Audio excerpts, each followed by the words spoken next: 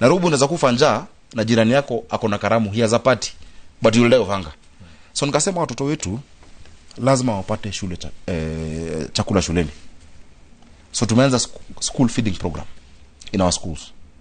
Tayari watoto 88,000 wanakula kila siku. Unapata chakula 650 grams.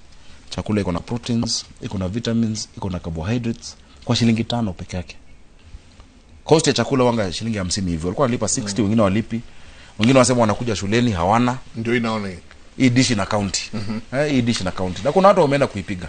Sielewi mtu mwenye anaweza piga hii. Na yule anapiga kwake najua watoto wake wanakula. Wengi ambao wanapiga ni kwa sababu ya siasa ya huko mbele. Wanaona hii kifanya itakuwa ngumu. Lakini huwezi fikiria siasa na ulinganishe hii inaitwa tap to eat.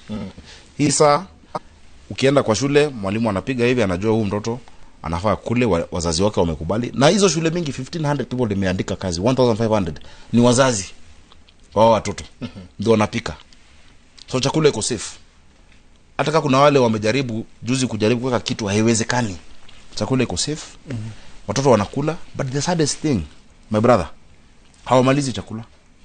Hawamalizi. Wanakula 3/4 wanapeleka nyumbani. Kuna ndugu zao, dada zao na wazazi. Lakini leo kama kuna hustler anajua anaenda kutafuta.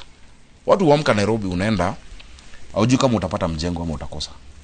But whether you get or not unajua mtoto wako amekula, hata stress inapungua. Hata hasira inapungua. Uko na furaha. And that's a transformational project. Na shukuru sana wale ambao wametufanya wametusaidia sana sana rais.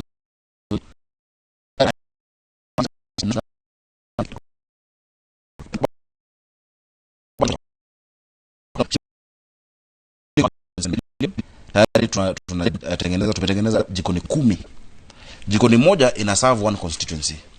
So that kitchen inatoa 10,000 meals a day. Inapikwa by saa 5 inapelekwa kwa mashule. Watoto wanakula lunch mzuri. Kuna wafadhili unasema wanataka kutusaidia na uji, karibuni. Wala wanataka kutusaidia na maziwa, karibuni. Kuna watu wa Nairobi wanasema maybe naweza chukua mtoto nimlipie mwaka moja ama mwezi moja ama wiki moja. Tunawakaribisha wa support because it's the best thing you can do. Pale tulianza hii program Dagoretti South na Mheshimiwa Keje. Enrollment ya shule ilienda up 150%. Children started coming to school. Walikuwa wakuje shule.